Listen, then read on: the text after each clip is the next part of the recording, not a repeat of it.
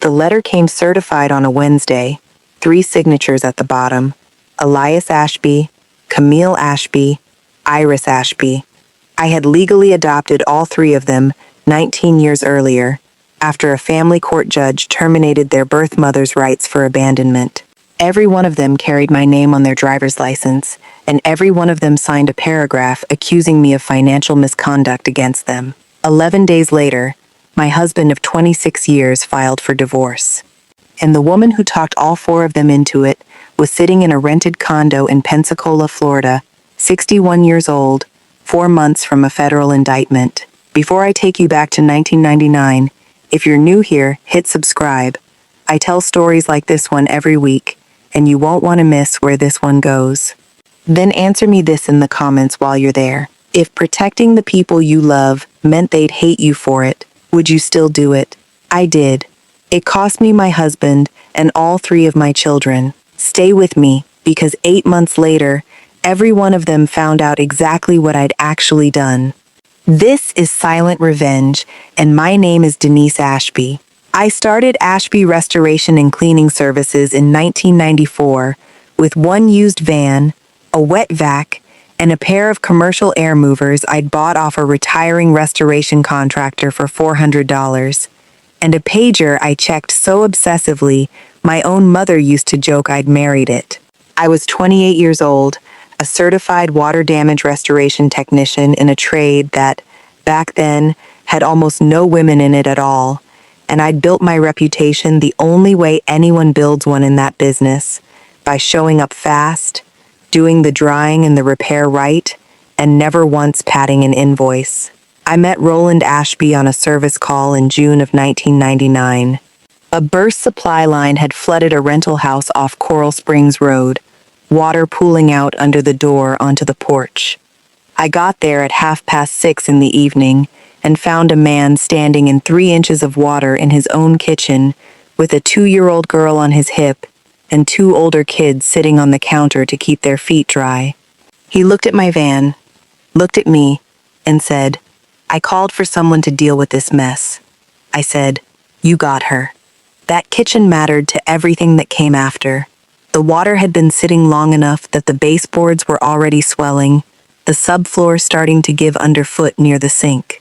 Roland told me, standing there soaked to the knee, that the shutoff valve had failed a week earlier and he'd been meaning to get someone out, but couldn't get ahead of it.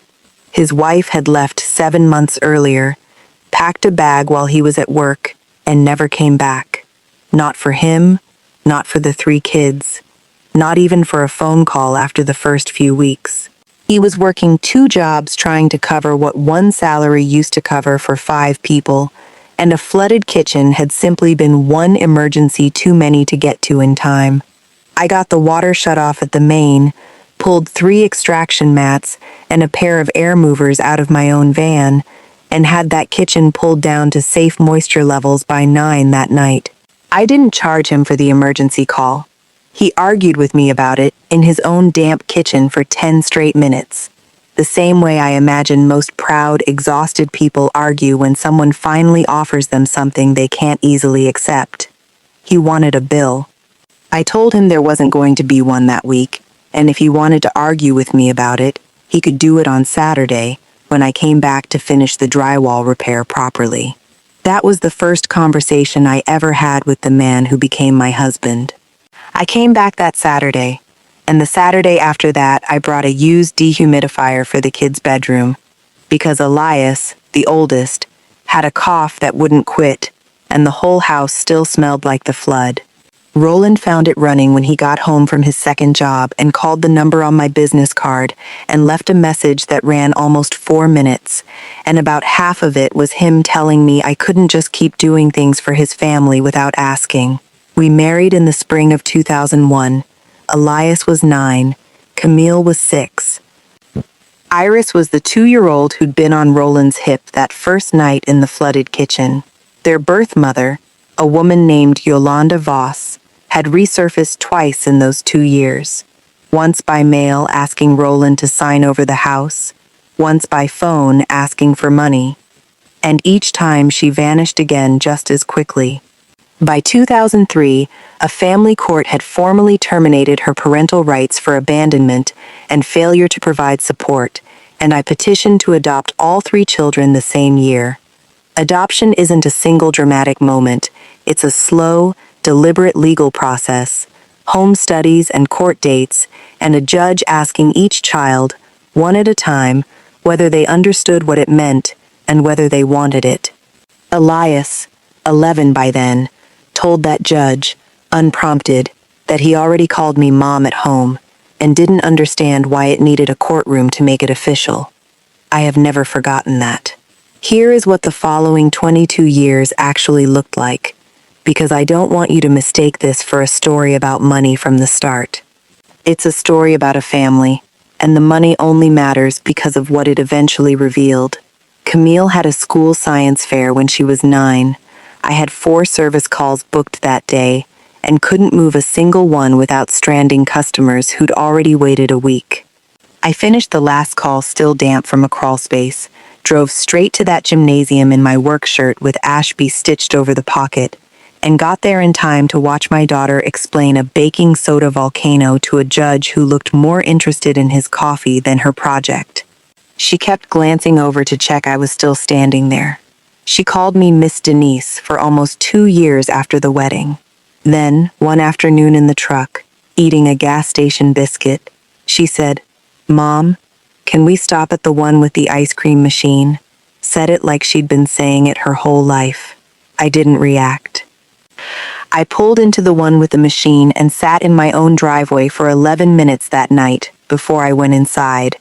Elias was in the shop with me every Saturday starting at 13, sweeping first, then handing tools, then, by 17, out on jobs with me learning to read a moisture meter and set a containment barrier without missing a hidden pocket behind the drywall. There's a house on Larkin Street I still think about. 102 degrees under there in August. 4 hours pulling wet insulation and treating a mold outbreak in the crawl space of an elderly widow named Odessa Freeman who couldn't pay us.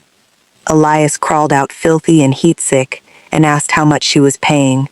I told him nothing. He asked why we'd done it, then.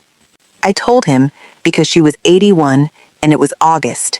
He said that was a bad business model. I laughed because he was 16, and I told him one day it wouldn't be. Iris went to college on a scholarship I quietly funded myself and routed through the school's financial aid office, specifically so my own name never appeared on the paperwork. She found out about that 7 years later, and the argument that followed isn't part of this story. Camille was 19 when I co-signed a used sedan for her at a dealership on Route 9 and sat there 4 hours doing it. She wrecked it 8 months later and called me before she called the police. At 26, I drove out at 11 at night to move her out of an apartment after a man she was seeing put his hands on her, and I never told Roland the full extent of what I saw in that apartment when I got there, because some things a mother carries alone so her husband doesn't have to carry the rage of it too. Roland and I were good for a long, long time, and I need you to understand that, because what happened at the end doesn't erase what came before it.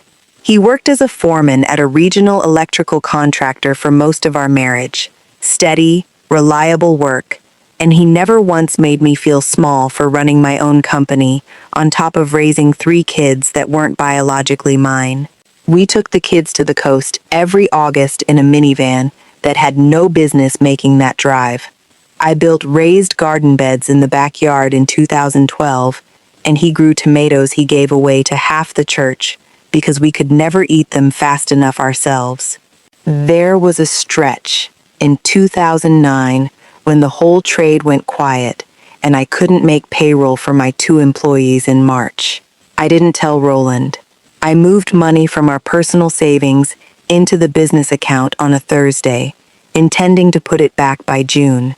He found it in about a week, because that man balanced our household budget by hand every single Sunday night for 26 years. He didn't yell. He sat across from me at our kitchen table and said, "Denise, why did I have to find this instead of you telling me?" I told him I hadn't wanted him worrying. He said, "I'm not a customer. I'm your husband. You don't get to protect me from my own life. I was 41 years old when he said that to me, and I nodded, and I told myself I'd learned it.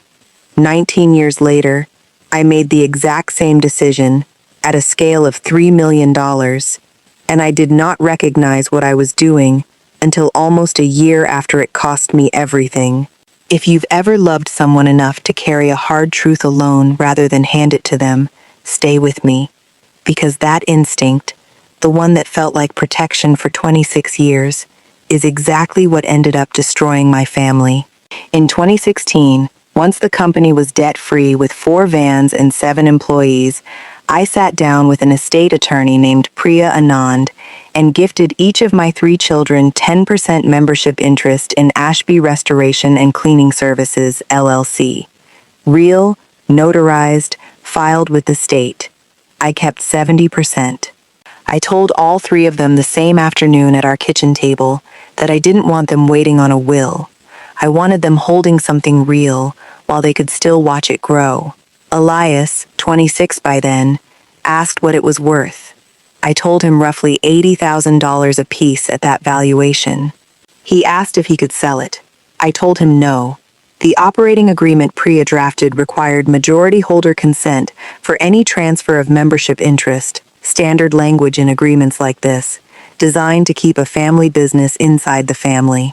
9 years later, that single paragraph was the only reason my children ended up with anything at all. In January of 2025, a private equity consolidator called Cornerstone Home Group made an offer to buy Ashby Restoration and Cleaning Services. They'd been rolling up trade companies across 3 states for years, and everyone in the business had gotten a letter from them at some point. Their offer came in at $3.1 million, 70% to me, 10% each to Elias, Camille, and Iris, $310,000 apiece. A 2-paragraph mention ran in the Regional Business Journal in February. No exact figure, but the range Cornerstone typically paid was public knowledge, and anyone who wanted to could do the arithmetic in about a minute. Yolanda Voss read those 2 paragraphs in Pensacola.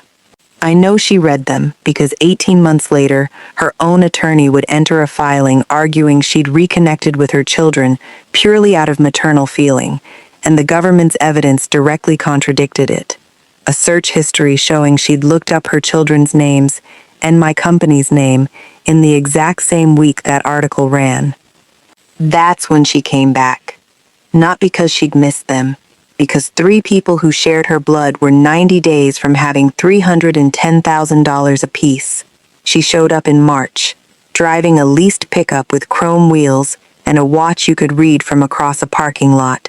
Development, she called it. Coastal Projects, Gulfside, Partners. She called Camille first, and that wasn't luck. Camille was the one who'd been quietly searching for her since she was 14, the one who'd found her on social media years earlier, messaged her, gotten nothing back, and cried about it in my kitchen for a week. Yolanda picked the child who'd already reached for her once and been ignored. They met at a restaurant downtown. She paid. She told Camille she'd spent 15 years too ashamed to come back. Camille called Elias that same night. He held out about a week and a half, told me at the shop he only agreed to the dinner because his sister asked. He came back different, quiet in a way that wasn't like him. Standing at the parts shelf an hour later, back to me, he said Yolanda had remembered his birthday out loud, unprompted. He'd been 9 when she left.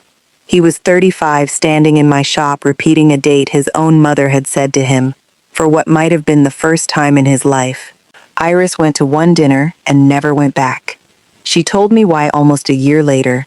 Yolanda had asked her 4 questions in 90 minutes, and 3 of them were about money. Yolanda took all 3 of them to the coast the following weekend. A football game, a nice hotel, paid for everything. Then she took Camille shopping and spent close to $1,000 on her in an afternoon. I saw her truck sitting in my own driveway once in April, engine running, Yolanda never once getting out, while Camille ran inside for something. 2 minutes I watched her from my front window. 9 months, and that woman never once knocked on my door. The pitch came in May, Elias first. at a steakhouse downtown, and he brought it home to my kitchen table like a gift. Roll the payouts into a coastal development, 310,000 each, 930,000 total. Yolanda would match it dollar for dollar. 2-year hold, guaranteed return, he recited like he'd memorized it, because he had. He called her mom that day for the first time since he was 2 years old.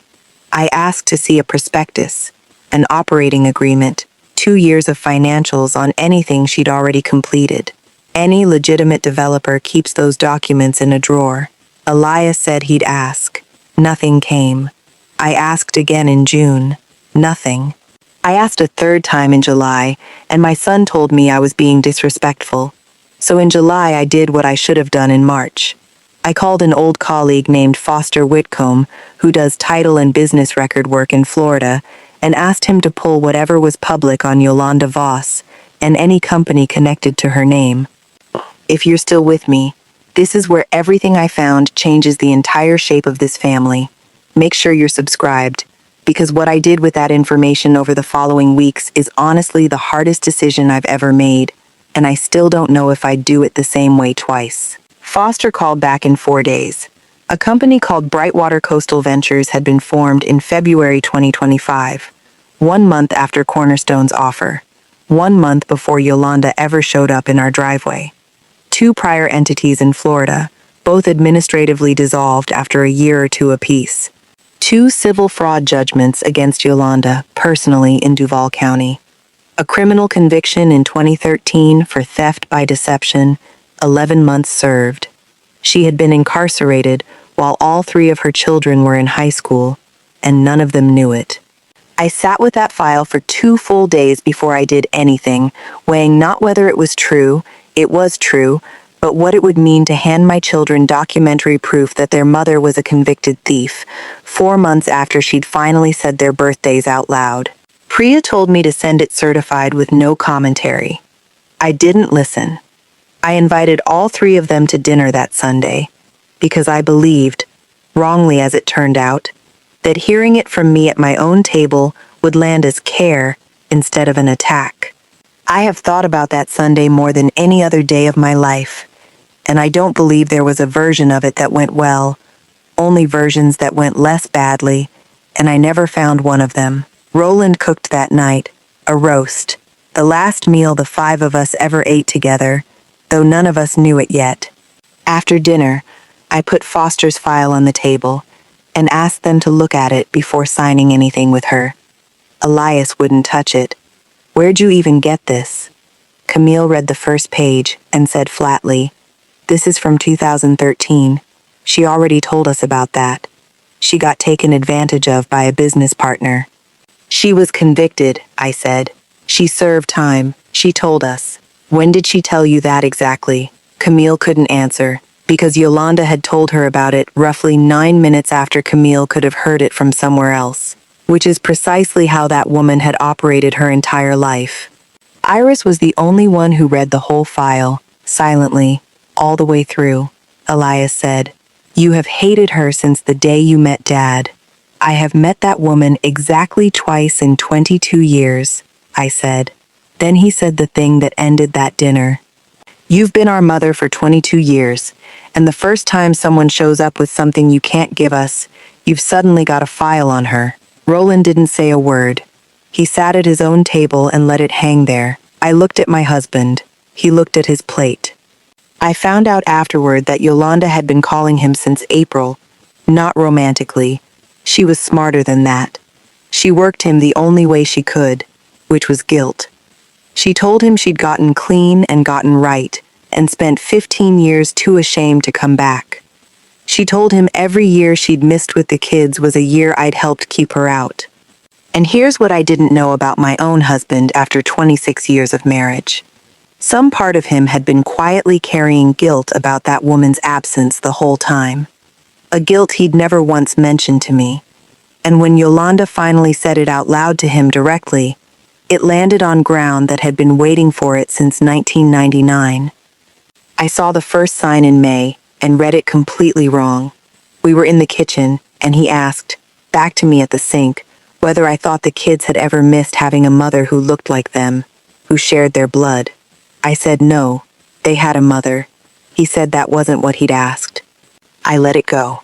That was Roland opening a door in May, and I walked straight past it, because for 26 years the unspoken rule in our house had been that we simply didn't discuss Yolanda Voss, and I'd gotten comfortable inside a rule I believed was protecting all of us. In August, Cornerstone moved toward closing, and in August I made the decision that cost me everything. It took me 9 days. I sat in my office after hours running it 2 ways on a legal pad, the way I'd made every serious decision in 31 years of business. 1 column, what happens if I do nothing? $930,000 lands in 3 accounts on the same afternoon, and a woman with 2 fraud judgments and a felony conviction has been circling my family for 5 months with an investment vehicle formed 1 month before she ever showed up. I wrote a 0 at the bottom of that column because I didn't believe a single dollar of it would still exist within 18 months.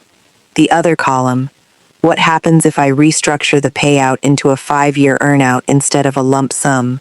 $62,000 a year per child. A 61-year-old con artist doesn't stay in one city 5 years because her whole business model depends on moving before the last set of marks catches up. I wrote at the bottom, she'll be gone within 2 years. That calculation turned out to be correct in every particular. What never made it onto either column was a single line for what it would cost 3 people to find out about that decision from a closing document instead of from me.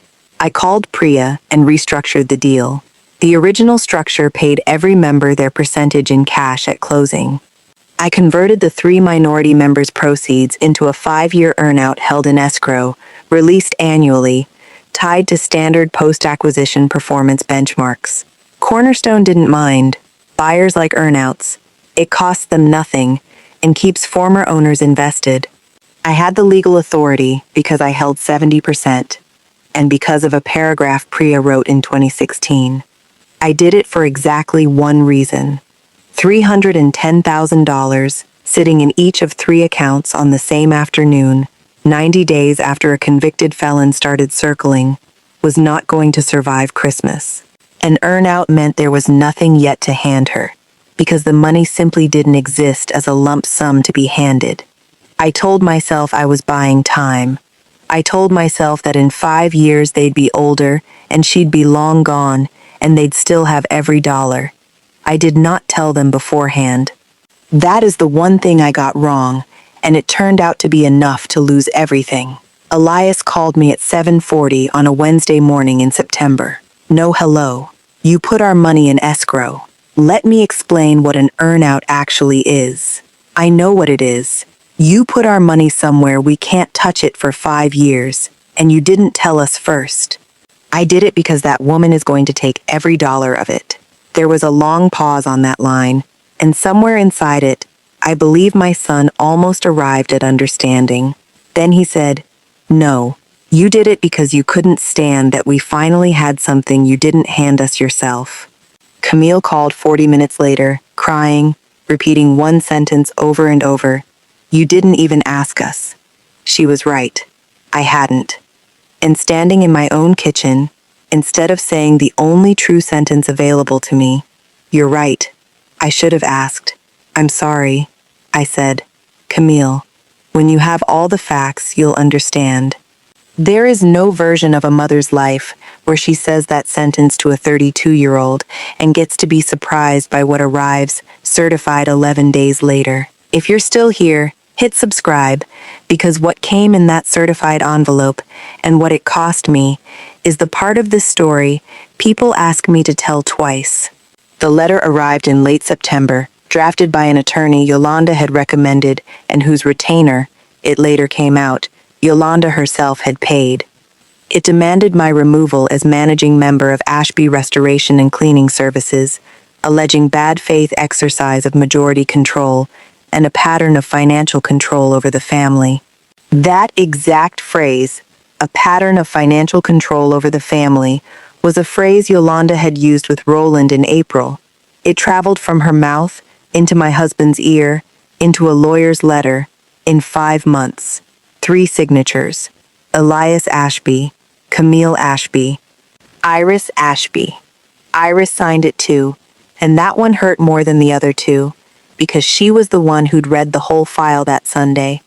I read that letter twice at my own kitchen table, put it back in the envelope, and went to work, because they had no case. Priya confirmed it in 11 minutes on the phone. The 2016 operating agreement gave me exactly the authority I'd exercised. All three had signed it themselves, and no court was going to unwind a properly structured closing because minority members were unhappy about timing. They never filed. The letter was never meant for a judge. It was meant for Roland. He filed for divorce 11 days after that letter. 26 years. He told me, at our own kitchen table, that he'd spent his whole life watching me decide what everyone got and when they got it. The scholarship, the car, the apartment rescue, and that I'd never once asked. I'd simply decided, and everyone was expected to be grateful. I told him I had never once asked any of them to be grateful for anything. He said, "You didn't have to ask. That was the whole problem." He moved out in October. Camille and Elias helped him carry the furniture. I stood in the doorway of my own kitchen and watched 26 years of photographs come off the walls in under an hour, leaving pale rectangles on paint the sun hadn't touched in 2 decades. I lived with those rectangles for 4 months before I could bring myself to repaint. The last piece to go out was a dresser that stuck in the same doorframe it had always stuck in since we'd moved it in back in 2001. Elias couldn't get the angle. Without thinking, I said, "Lift the back and come at it from your left." 22 years of muscle memory. He did exactly that, and it went through clean, and something crossed his face when he realized what had just happened between us, without either of us meaning it to. He didn't say anything. He loaded it into the truck and left. That was the last time my son and I spoke words to each other that didn't go through an attorney. I didn't tell a single friend for 11 days. My oldest friend, a woman named Beatrice Solano, I've known since we were 9 years old, found out at church from someone else, and showed up on a Sunday afternoon with a bag of fresh pecans, let herself in the way she has for 30 years, looked at the marks on my walls, and sat down. "How long?" she asked. 3 weeks, I said. She said my name once and nothing else about it for 4 months, just showed up most Sundays after that, and sat in a room with me that didn't require me to perform anything for her. That is what 50 years of friendship buys you. The divorce wasn't contested and wasn't ugly. I told Priya to be fair and stay out of the way. Roland left the marriage with the house, half our retirement, and a settlement of $680,000. I didn't fight him on a single dollar of it. I bought a smaller place across town and moved in March, and by then, I had lost my husband and all 3 of my children in the space of 6 months. Iris's loss was the hardest, because Iris came to me. She sat in my office in November and said she needed me to tell her I hadn't done it to punish them. I told her I'd done it because Yolanda had 2 fraud judgments and a felony conviction. She said that wasn't what she'd asked. I said, "Iris, I'm not going to defend myself to you." She sat there a moment, said okay, and left. I didn't see my youngest child again for 7 months. I was proud of myself in that exact moment, and pride is the honest word for it. She'd handed me an open door, and I closed it myself. The earnout held exactly as designed, which meant Yolanda had spent 9 months and a great deal of borrowed money on a scheme that produced nothing liquid to steal. So she went after the money that was liquid, Roland's settlement, which funded in March. $680,000 into the account of a 60-year-old man who'd just left a 26-year marriage and had spent a year being told his entire life had been managed by someone else. She had him sign into Brightwater Coastal Ventures in April. $490,000.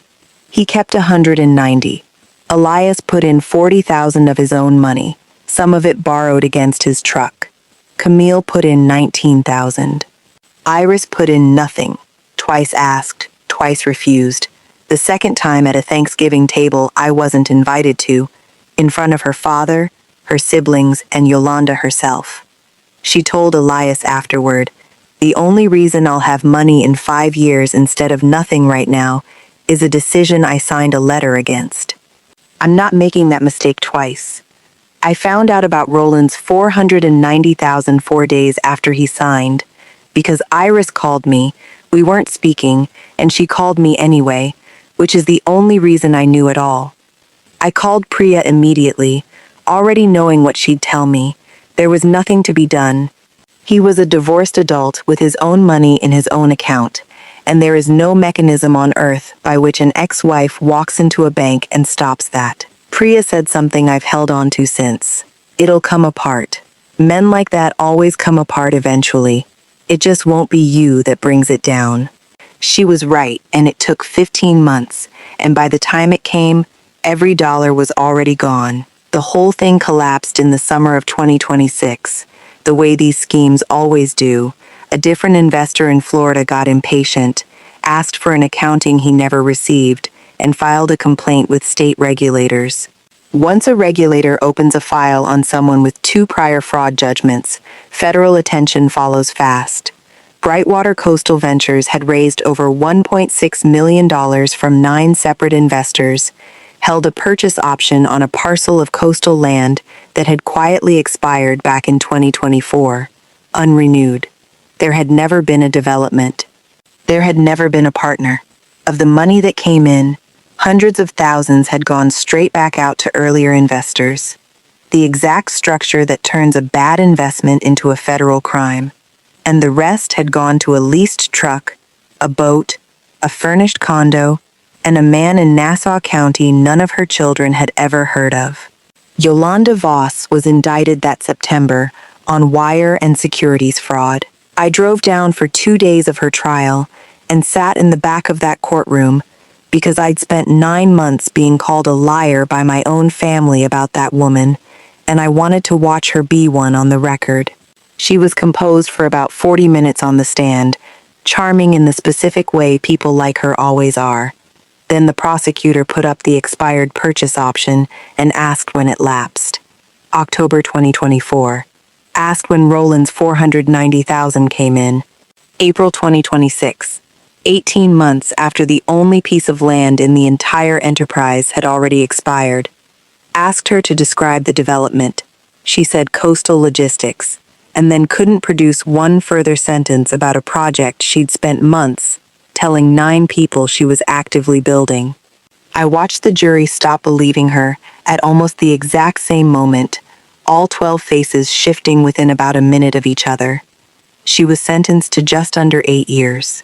Restitution was ordered at over $1.4 million against a woman with $1,100 to her name.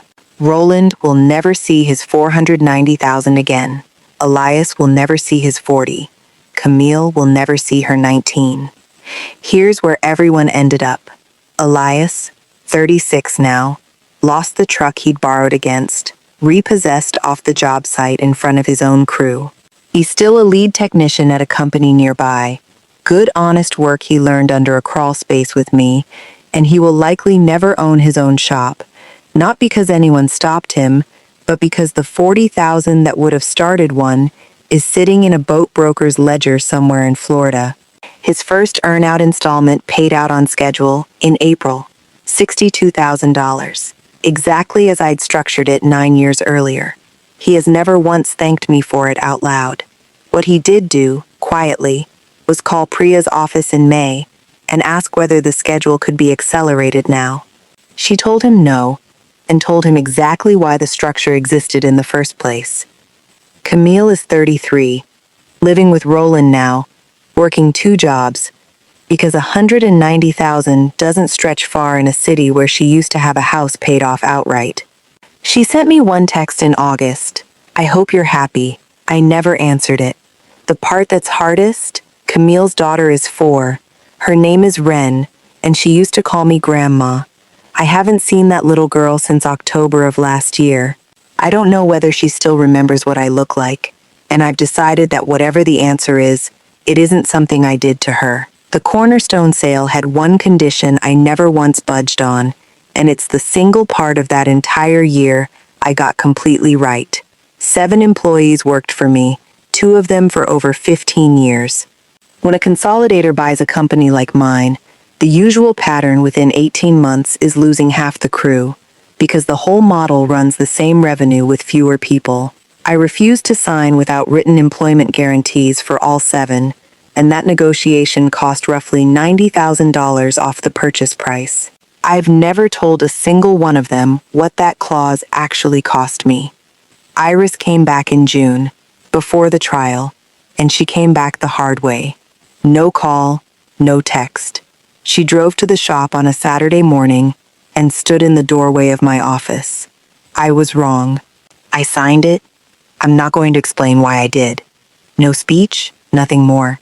I told her I'd been wrong too, back in November, when she'd asked me one honest question, and I'd hidden behind pride instead of answering it. "Give me the real answer now," she said. So I did. I told her about the 9 days and the legal pad and the 2 columns and the line that read, "She'll be gone within 2 years." I told her I'd never once written down what it would cost the 3 of them to learn about it from a closing document, because it genuinely hadn't occurred to me to write that down. She sat with that a long time. "You had 9 days," she finally said. "You could have told us." "Yes, say the rest of it." I thought you'd run straight to her with it. That was the whole truth, and it took me until June to say it out loud to anyone. I hadn't restructured that deal, only to protect the money from Yolanda. I'd kept it quiet because I hadn't trusted my own children not to hand her the information themselves, and I had never once been able to make that sound like anything other than exactly what it was. Iris sat with it a long moment. "You were right about that part," she finally said. Elias would have called her that same night. We talked in that office for almost an hour. It didn't fix everything, and there were 2 or 3 harder conversations after that. But she'd walked in and named her own wrong first, with no excuse attached, and that's the only thing that could have opened that particular door. She testified that Fall, subpoenaed on the Brightwater records, a group text chain she'd never deleted. Elias's name was in it. Camille's was too. Neither of them has spoken to her since the day she handed it over. She traded her brother and sister for the truth, and she knew exactly what that trade would cost when she made it. She works with me now, running operations on the Cornerstone side of the business. She's better at it than I ever was. She asked me this spring whether I regretted selling. I told her no. She asked, even with everything. I told her the thing I finally worked out sitting in that house with the rectangles on the walls. The sale didn't cause any of this. The sale was a number in a newspaper. Everything after it was 4 adults making choices, myself included. If Cornerstone had never called, Yolanda would have come back the year I died instead, and gotten every dollar with nobody left alive to stop her. The sale simply moved the calendar up while I was still standing to see it happen. That isn't comfort, exactly. But it's the truth, and at 61, I've developed a strong preference for truth over comfort. The first earn-out installment paid out in April, exactly on schedule, $62,000 apiece to Elias, Camille, and Iris. 4 more installments to come.